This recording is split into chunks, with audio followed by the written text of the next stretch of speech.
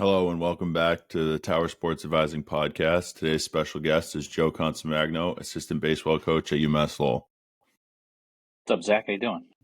Good. How about you, bud? Good. All right, Joe, let's start a little bit with your playing career. 4-year starter at UMass-Lowell, capped off college career as UMass-Lowell's finest. Appeared in 178 games with 170 starts. Batted .268 with 167 career hits, 106 runs, 77 RBIs. Ranks first all-time in career triples with 14. Had a career .988. Fielding percentage, only committed 4 errors in 4 years. Yeah. For most of you that don't know, I played with Joe. Yeah. So. You witnessed some of that. Oh, yeah. First question I kind of have for you is, do you feel like Division I baseball has kind of grown away from the defensive specialists and taken advantage of putting better hitters in different positions? Yeah, to a point. And it's like looking at it as a coach, you look at certain tools guys have, and obviously defensively, like you need to be sound in order for us to put you in the lineup. But also, it's always like, if you can hit, there's always probably a spot for you in the lineup if it's not too bad on the defensive end. But again, I don't know if they do away with the defensive specialists, but it's like when you're looking at like recruiting Division I talent, you kind of want more than just one tool. So, it kind of comes paired with like other things, like obviously speed, power, baseball IQ, stuff like that. If you could pair that with defensive ability, then there's more of a chance. But guys that are just kind of strictly defenders, I don't know how many of those are at our level, anymore. And I don't even really remember guys when we played that were just that kind of got playing time and everything, So I feel do away with it, but it's it's a good question to ask. I feel like especially for us, I feel like one team, maybe a couple teams every time we'd run into them had that guy that would hit like in the low 200s, played small ball, and actually were the defensive specialist because they were good at their position and kind of saved those runs. And I feel like nowadays we don't really see that as much. Yeah, I'd say catchers. Again, just they're obviously a little bit different than any other position, but in shortstop and center field, like, obviously the super important guys that play up the middle defensively. But again, like those corner guys, like you usually kind of wanted to bang it around a little bit. And, it's just kind of the way it is. All right, so let's move on into your coaching career. You started coaching at Fitchburg State, coaching there for 2 seasons, led the offense to scoring the most runs in school history with 269 in 2019. And the Falcons to a program record of 26 wins, 5 MASCAC all-conference selections. Joined the Riverhawks coaching staff in 2019, overseeing all facets of the game while working with outfielders and catchers. In 2022, the Riverhawks set their program record in D1 in almost all categories. 564 hits, 9.72 hits per game, 404 runs, 105 doubles, 17 triples, 50 home runs, a .387 OBP, and a team OPS of .810. In 2024, the Riverhawks ranked first in the America East in batting average and the most hits by an American East team with 528. Broke the doubles record with 110, breaking the previous record from 2022. Coach player with 26 doubles, finishing second in the nation and setting the school record. First question I kind of have here is, what's something that you preach to your hitters that helps them translate that success into game? Yeah, so, there's obviously a lot that goes into it. If I kind of had to dwindle it down to one, is just teaching different types of approaches at the plate, and I always, and you played with me, my swing wasn't the most beautiful, mechanically sound swing you'll have. A lot of the guys that we play with probably weren't in that boat, but, with the right approach, pitch by pitch, being able to make adjustments, you don't really need to have the perfect swing. But if you have a good approach and, can kind of take to hitting the way what's given and, put yourself in a good spot mentally that you might know what's coming or know what you're ready for, or how a certain pitcher is going to pitch you, you can put yourself in a good spot and be ready. So you don't necessarily have to have the perfect swing. If you have the right approach and you're ready to attack the right way, then you can have success that way. And it's something that all our hitters throughout our lineup, we talk about certain different types of approaches. There's many different that we go through, and just using the correct approach at the right time and just preparing hitters that way is super important. So we preach that all the time. I tell kids all the time that I coach now, especially, I'm like, Danny Mendick, who we played with, who has been in the big leagues for what, 6 years now? Yeah, he was, I 19 think when made he's, his debut. So yeah, he, six. I'm like, he had the biggest hitch in his swing in college, but he had a great approach. He was very good at putting the ball in play, and now he's made a successful career out of it. So I tell kids all the time, I'm like, you don't have to have the prettiest swing, not at all. Yeah. but you have to put in, like, you have to show you have value in something. And I think Danny's a good player to be like, well, yeah, he put the bat on the ball and did something with it. Yeah, no, and exactly. And you're right. He might not have been the most mechanically sound kid, but he worked really hard, played good defense, put the ball in play, had a good approach, and then you kind of gave himself an opportunity in pro ball. And then when he got there and spent all year working at his craft, he got even better until until he got to the big leagues. He just got exponentially better from college to where he is now, and it's just obviously hard work that he puts in. But I agree with you. At the beginning, you watch him in college, he had good swing, but it wasn't like it was that beautiful swing. Like it was, he just was able to put the ball in play because he was a smart hitter and just ready for anything. All right, both being New England guys, kind of moving into New England baseball, which we've known and loved for almost our whole life.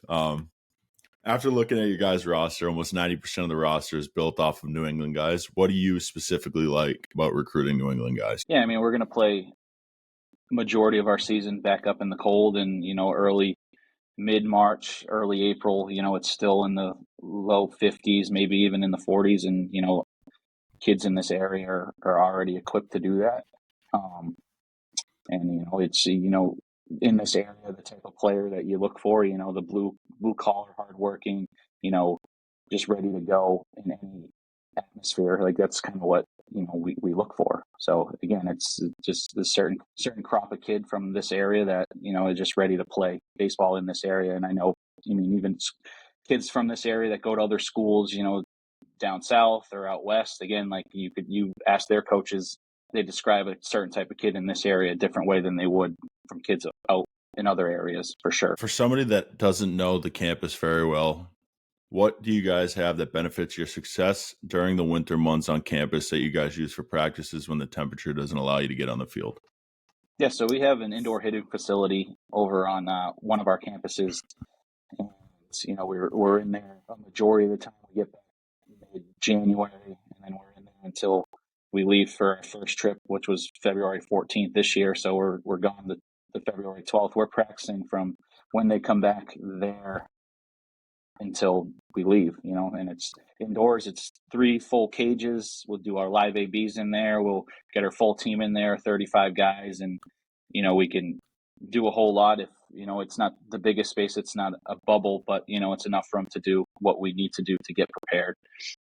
Obviously we'd love to be outside every day, but we weren't really outside much going up into this season. Some years we get super lucky and we're able to get out on the turf that's plowed and it's not too cold, so we can do our defense and all that stuff and get live reads off the bat and all that stuff. But but what we have in the indoor facility, we can do that too. So it's so that's what we got to get ready.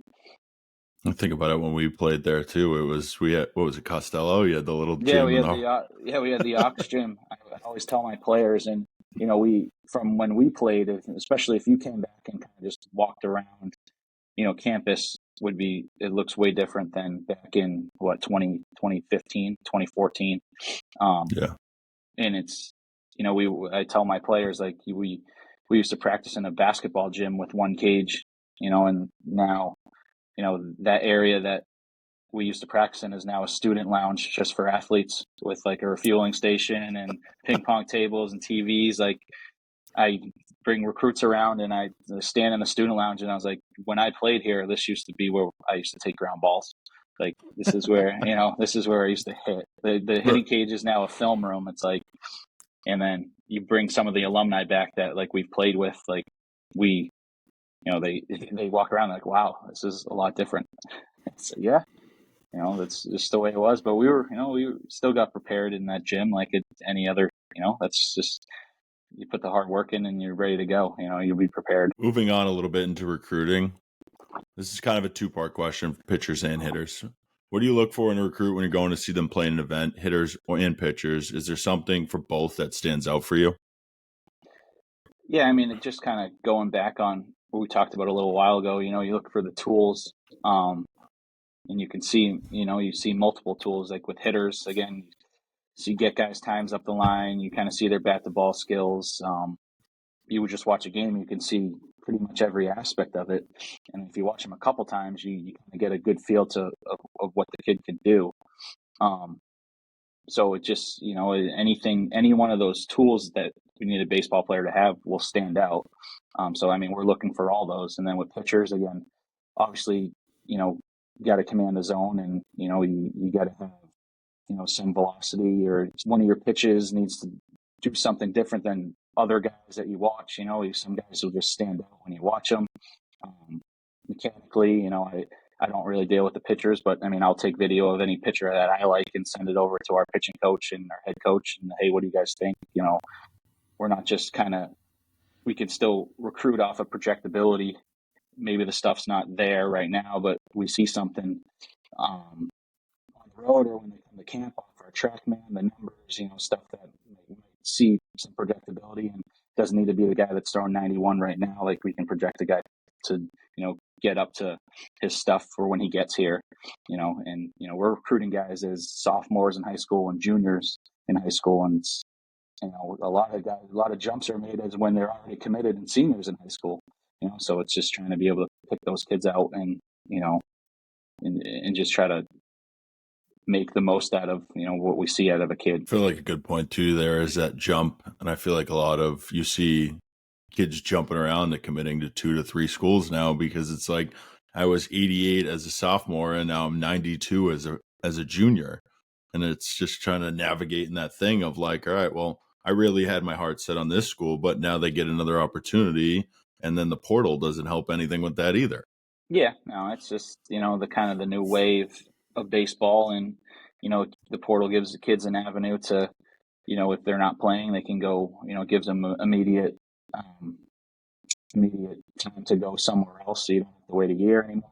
You don't have to drop down a level. You can kind of just go, and it's, the portal is used for good, and there's always good and bad with everything. So, it's just another avenue that we as coaches can use and have to navigate. Next question. Do you guys get more recruits at showcase camps, like team camps on your campus, or going to prospect select or perfect game events? I would say they kind of go hand in hand. I mean, we have team camps throughout the summer where we, a good crop of teams that we know a lot, and we're always in communication with, kind of the people that run the programs. And, we try to have an idea of pretty much every Massachusetts team that we recruit out of, going into the summer. So we're able to see kids in those tournaments, in the prospect select, all those, the perfect game, the PBRs, like all that stuff. And then, with our team camp, we'll see them. And again, if we can, they get to come see campus. And then, with our prospect camps, it's a lot of our guys that come to prospect camp are kids that we invite ourselves and reach out to. We've already been talking to, and it's a good opportunity for us to, see them again on our campus, ready to go. So I would say, I mean, you look at our roster, I'd say probably almost 60%, almost 65% have came to a team camp or a prospect camp. We usually do pretty good in those because we try to set our camps up that way. We're not just we are inviting anyone that wants to come, but, we specifically the guys that we see, and, if we invite you to a camp, it's because we want to see you again, and potentially, we see you maybe as a fit for our roster. So that's kind of how we run our team camps and our prospect camps. Awesome. Moving back into kind of the portal question, do you guys use the portal to recruit players? Yeah. So, and it's always an ongoing conversation. It's with us, with the roster cuts and all that stuff, certain roster sizes, it's hard to just bring in a lot of guys as freshmen or transfer. So we kind of use it as a tool for guys that leave or that, maybe we need to fill an immediate hole, we go do it through the portal. It's you recruit kids as juniors in high school, and your class is completed pretty much by the end of their by that fall. So again, some kids just leave after the end of the year. Some freshmen don't. They don't stay for the year, and you kind of end up 2 years down the road. You're like, oh hey, we need another middle infielder because so and so left. Like that's kind of when we use the transfer portal. Oh. But it's and so like going this past year, we had two. We thought we were going to have 4 middle infielders on the team when the start of this fall, and just from guys leaving or guys, guys leaving and freshmen not making, like leaving after the fall, we only had 2 middle infielders. So it's like, hey, we got to go in the portal and get 2 or 3 guys because you need depth at that position.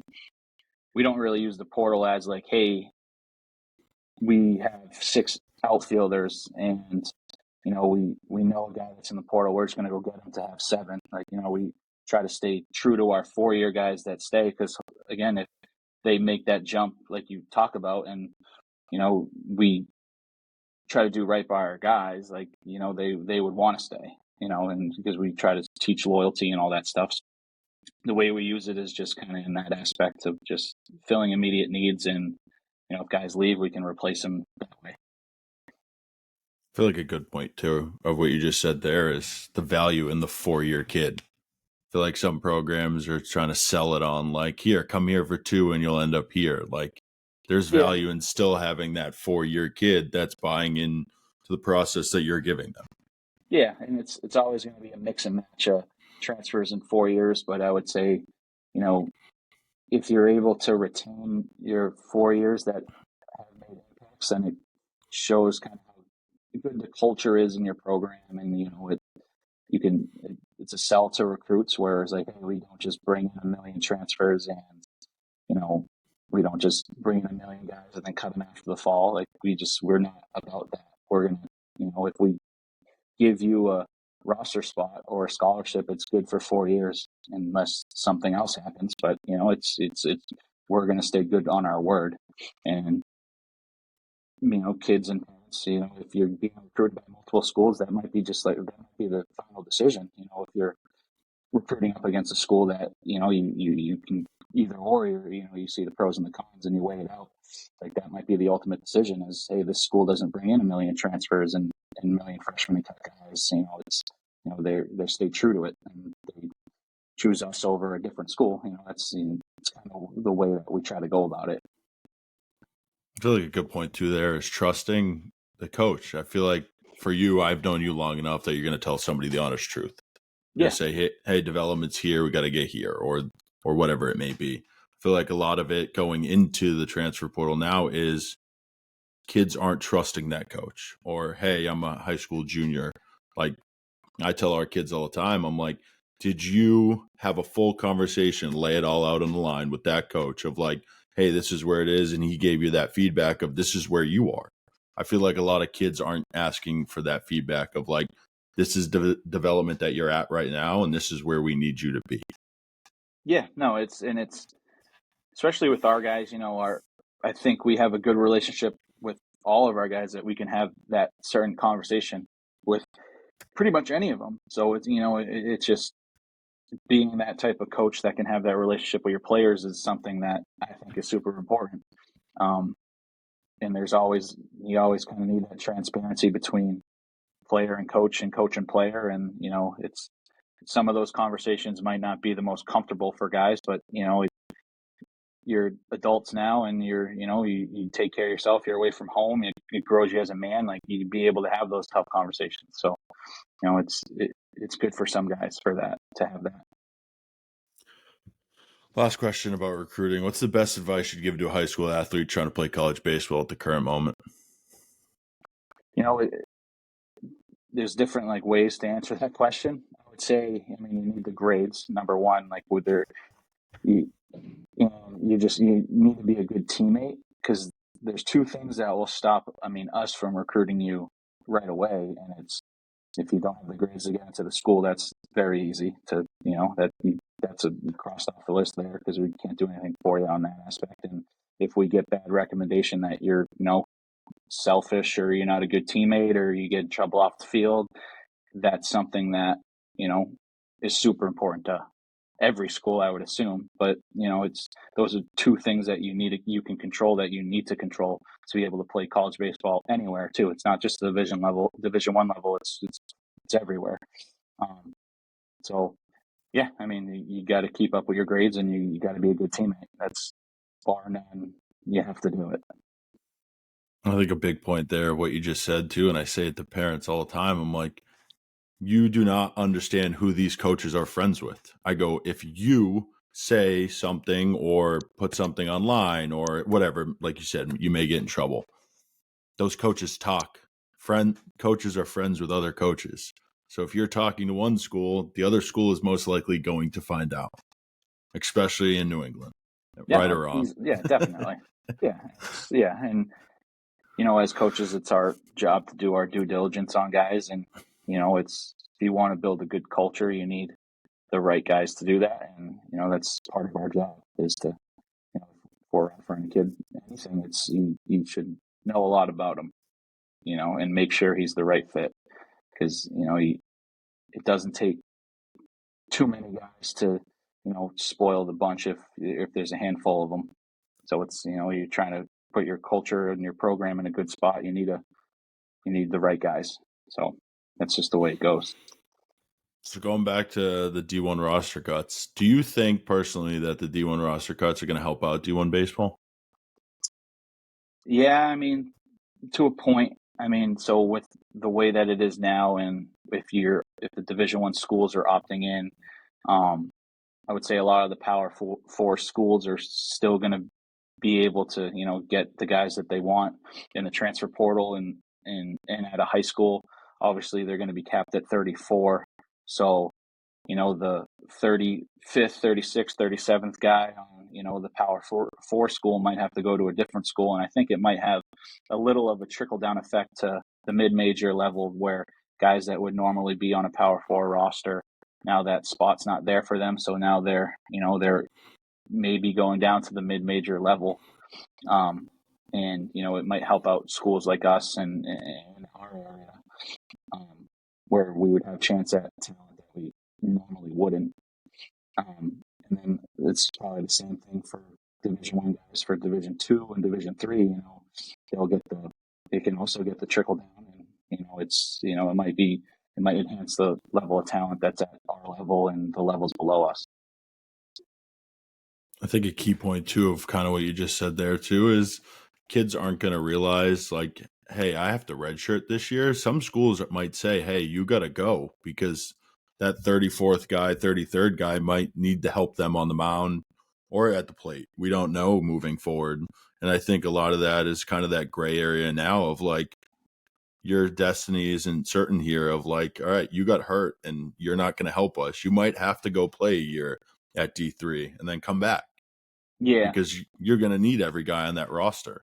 Yeah, exactly. It's going to be, this, I think after this year and kind of see how schools navigate their way into their fall roster and then ultimately picking their spring roster. But it's, kind of see the way it's going to go. I personally think that the transfer portal is going to be loaded with talent this season. I already see a lot of the Power 4 schools not bringing in a lot of their 2025s that they had committed before. They either told the kid like, hey, there's not going to be a spot for you, and it's not just the school doing that because they don't think the kid, they don't think the kid's ready or whatever. I think it's more so like, the roster's at 34 now. We thought we were going to have enough room for you, and now we don't. And so it's not always on the fault of the school. It's kind of just the way of the world. I mean, every team that is at our level is going to have to deal with it, and kind of make that decision on guys. And it's just the way we have to adapt. I mean, they change rules every single year. We're going to have to adapt to them every single time. So, I know we're not the only school dealing with it. So, it's just the way it is. But it's good that we're in a good spot with our roster where we're not going to have to do that as much. So it's we don't have to really deal with it. I think a good point you made too is that it kind of makes D2 and D3 baseball better. I mean, those kids are going to have more opportunities now to play instead of have the D1 mindset of like, I got to play D1 baseball. Now you Yeah. can go to this D2 and D3 and you can play right away. And you get the opportunity of, hey, I wasn't ready out of high school, but I'm ready to play D1 now. And then you Yeah. can use that portal of like, all right, I'll end up at a UMass-Lowell and get a chance to play for 2 years. Yeah. Whereas in No, high it's school, go definitely. ahead. And then now it's just, with, exactly those guys that, may have not been ready at a high school and they go play at the D3 level and, they and ultimately, and if your goal is to end up at the D1 level, it doesn't just stop with going D1 at a high school. Like you can go JUCO, you can go D3, you can go D2. There's a lot of good baseball at every level, especially in our area. I mean, the D3s in our area are really good. They could probably compete with a lot of the Division Ones, and it's those schools do a really good job recruiting, and we're recruiting against those guys a lot of the time too. So it's they bring in a good crop of talent, and then again, kids do really well, and they ended up going the portal, and they give themselves an opportunity. So it's good. It's like I said, you use the transfer portal for good reasons, and it gives the player an opportunity to play at the level that they always wanted to, but maybe they just weren't ready at the jump. How do you see the roster cuts at D1 making it harder for high school athletes to get recruited due to the significant amount of kids having to enter the portal next year?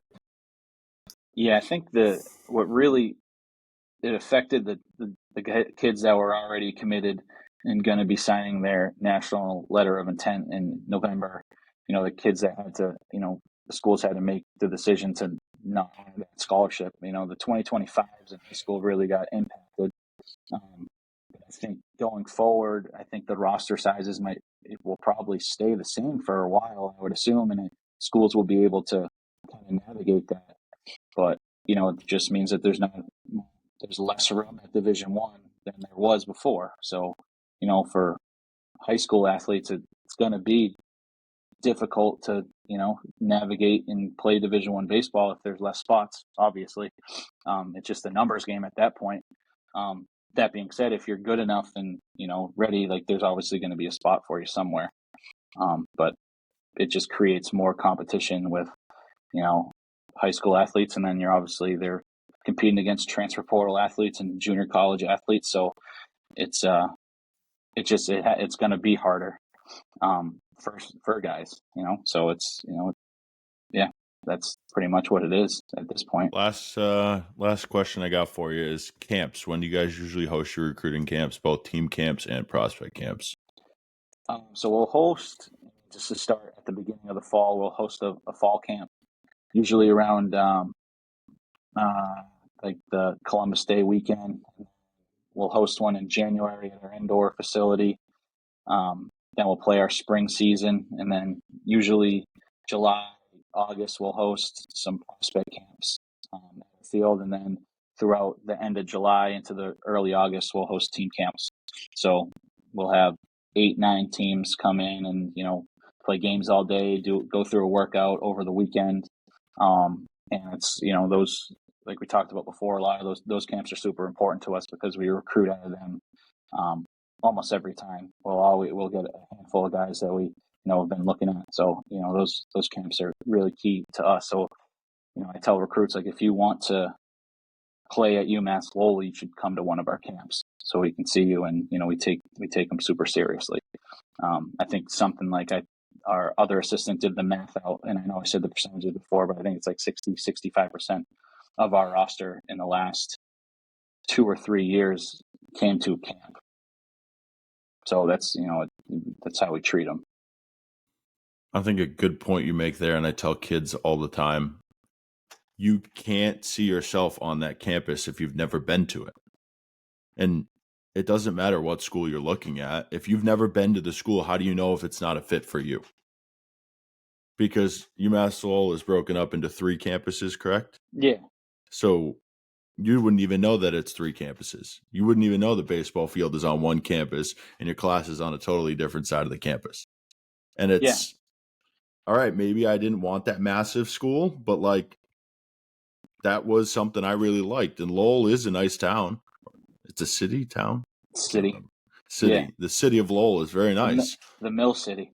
The Mill City. So from when I was there, and obviously with you, like now they have in the mills, they have those nice their dorms now, correct? Yeah. So it's totally different every year. Like you said, when I was there and you were there, the facility you guys used was for intramurals. Yeah. And now it's a hitting facility and turf for you guys. So if you don't go to these camps, you're never going to understand what these schools have to offer you just because you saw it off a photo offline and I don't want to go there and they're not good enough for me. How do you know? Yeah, exactly. And just, it's, I, like, especially, I mean, we recruited a lot of kids around here so we have kids on campus all the time. And I would say the majority of the people that come on campus, they're surprised at what we have to offer. Um, they there's a stigma of, whoa, and whatever, if you've never been here or seen it. And then you come here and we bring you around.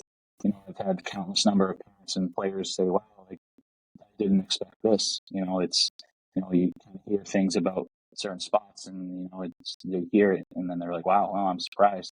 And it's like, yeah, you wouldn't have known that if you, didn't let us bring you around, if you didn't let us show you what we have to offer. So again, it just, if you really feel like you want to play at any school, you should go to their camp because you'll meet their coaches. You'll see, like you just said, you'll be on campus. They will be probably be on the field that you would be playing on. You should go. I mean, it's the easiest way to get noticed by the coaches. So the last question I have for you is with recruiting and the way kids are today of how many experiences they have of compared to when we were with social media, does Twitter help you guys recruit, or how do you kind of use the Twitter of, hey, I've seen a 10-second clip of this kid hitting or pitching, let's say. Is it kind of like, let's invite this kid to a camp, kind of see what he's made of, or hey, let's go watch this kid in an event? It's probably a handful of both. But yeah, I mean, Twitter's another tool. You follow a kid and you can, you just go to your timeline and you scroll on like, hey, I saw this kid play in this tournament, or I like this video and now I follow him, and you can kind of just stay updated with him, and they follow you back and they're able to see kind of what we're doing, and just, and you can have that method of communication too. And usually if you like a kid, you're already calling them and trying to get to know him off the bat, and kind of get out and see him if you haven't already in person, in a tournament. And you're talking to their coaches and getting them, doing your due diligence on the background and all that stuff. And then, it gets the ball rolling recruiting wise. But yeah, I mean, Twitter's it's definitely a huge tool, and it's been, it's a lot more of a tool now than it was when we were playing. But it just, it's good. It gives us a chance to just, I see a lot of kids, see video, see how guys progress, kind of see where they're at, and then go from there. I think going back to kind of what you said about transparency too, of like coaches watching you, like put the whole at bat on there. Like a coach doesn't want to just see your 4-second at bat of you hitting a single, like especially for guys like you, as we say, like you took pride in a lot of things of like, I want to see, all right, it was a 12 pitch at bat. Maybe I struck out, but like, hey, I did my job and had a quality at bat. Like some coaches will want to see that. Yeah, no, it's funny. A lot of the stuff that kids post is really good, and it gives us a good idea of who they are. But we're not just offering kids and committing kids off of video. So it's we're going to come see you play in person and talk to you. So I mean, but again, I like the tool where you can kids post and you're able to see it, and then obviously kids are emailing, and we tell kids anytime you're interested in us, send us your video, and send us your schedule. If we can get out and see you, and then it's the kids that we're recruiting, we're already again talking to their coaches and all that stuff. So it's just another tool. But yeah, I mean, kids posting videos is fine, but some of the things they post is I kind of laugh at sometimes. the T swings in 30-degree weather outside. It's it shows dedication. I get it. That's what I get out of that video. But it's funny. Some kids go, they post a lot of different things, and it's pretty funny sometimes. But it's like, show the good and the bad. I think a lot of it's like, all right, it's only the good. Like, you never know who's going to reach out to you off a Twitter video. I'm sure you found a guy off Twitter. Let's just say you didn't even know who this guy was, and he could have been 40 minutes down the road. And you're like, oh, okay, this kid's not bad. Let me go watch him in some games. So I think, kind of like you said, it's a good tool, and if you use it the right way, I think it will help you in the long run compared to when we didn't even have it.